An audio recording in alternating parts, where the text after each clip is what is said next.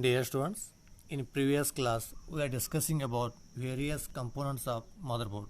Already we discussed 6 different components which are processor, CMOS, BIOS, slots, disk controllers and ports. Now last and seventh is the bus component. Now see what is the use of bus in motherboard. Name itself implies you bus. See, in this, a bus is a collection of parallel wires that form a pathway to carry address data and control signals. With the help of bus, it will create a pathway to carry addresses, data and control signals from one devices to other devices. In computer, we are having different devices. Whenever it is necessary to carry a data from one device to another device, in that case we have to use the bus. Using the bus only we can carry data from one devices to other devices. Then see which are the devices or components. The different components of computers are CPU, IO unit and memory units. There are mainly three devices are there. In there, first is the CPU, second is the IO unit. IO means input output unit, and third is the memory unit. Whenever it is necessary to carry a data or signal or addresses from one unit to another unit, one device to another device, we have to use the bus. Using the bus only we can carry the data, signal or your any kind of information from one device to other devices. For example, if you carry data from IO unit to CPU or CPU to memory, in that case we have to refer the bus. With the help of bus only, the data will be moved from one device to other devices. In simple meaning, what is bus? In our own language, bus is what we can use the bus from move one place to another place. Similarly, in computer also, the bus will be used to carry a data, signal and addresses from one devices to other devices. The data and instructions or signals are carried between the different components via bus only. I already told you, it may be your data or any instructions or any signals that are carried between the different components via bus only. Okay, you can get the data or any addresses or any signals from one device to another device. We have to use the bus only. Using the bus only, data will get transferred. Then see what are the features of bus. There are mainly two features are there. First one is a bus is a set of wires and each wire can carry one bit of data. A bus is a set of wires and each wire can carry one bit of data. Our bus is having number of parallel wires and every wire can have only one bit of data. A bus can have a parallel wires, means number of wires, but every wire can have only one bit of data, one bit of information. Means if you are having the 8 wires, then it can carry 8 bit of information like that. The second is a bus width is defined by the number of wires in the bus. So bus width will be defined by the how many wires it can have. So it is having the 16 wires, that is defined as the 16 width of bus like that. How many wires it can have, based on that wire the bus width will be calculated. So every bus is having number of parallel wires. Every wire can have one bit of information and bus width will be calculated based on its wires. Then see, once again I will repeat the definition. A bus is a collection of parallel wires that form a pathway to carry address, data and control signals. See, buses are used to carry the data, addresses and signals from one device to another devices. Which are the devices? It may be a CPU, IO unit and memory unit. There are mainly three units are there. One is the CPU, second is the IO. IO means input output unit, and third is the memory unit. And that data, instructions and signals are carried out with the help of bus only. Okay.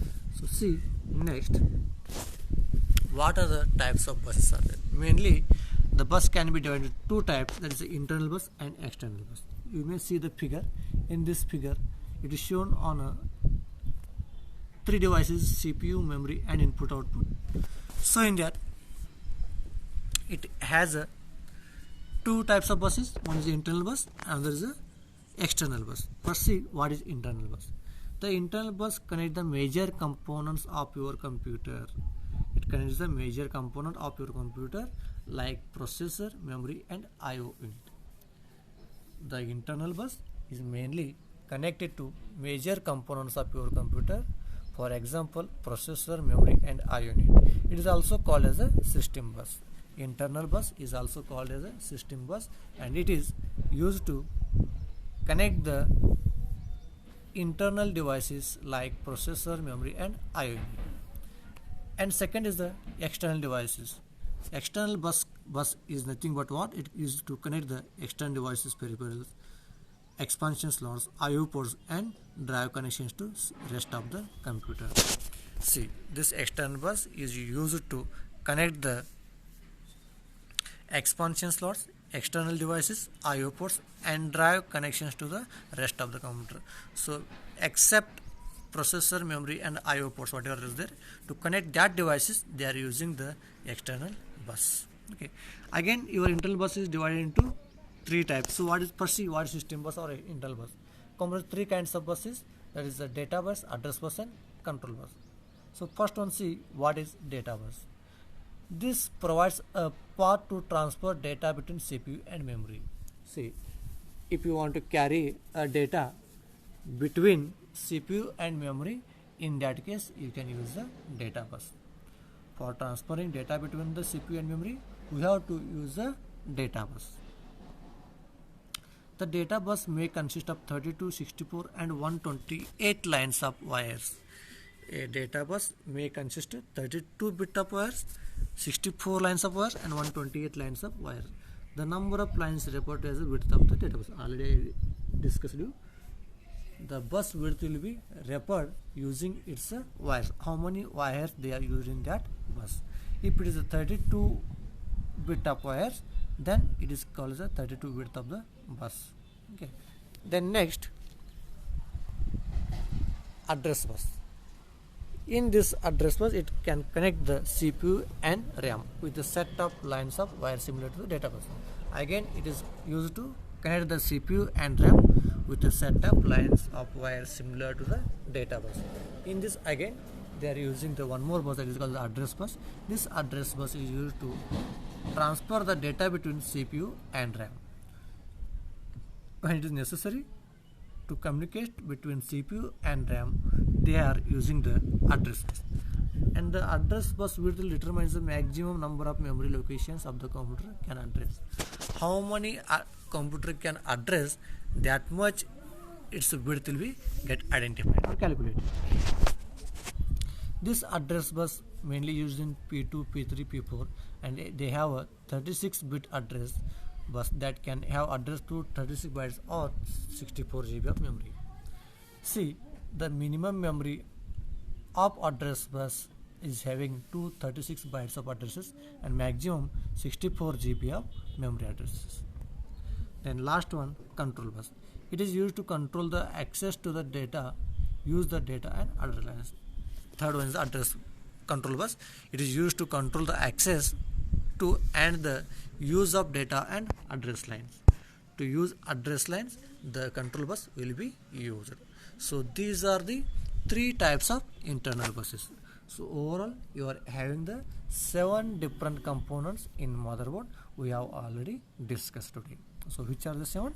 First is a processor, CMOS, BIOS, slots, and your disk controllers, I/O ports, and bus. So these are the 7 different components. The question may be asked you for 3 marks. Explain the components of motherboard. So in that case, you can explain any 3 components, or they may be asked question on bus also. Explain the bus for 3 marks. What is the bus, or explain the types of bus like that. Or they may ask for 1 mark. What is system bus? What is address bus? What is the control bus like that? The question may be asked you. So in this chapter remains only 2 points, that is the memory and power supply. I will discuss in next class only. Okay, thank you.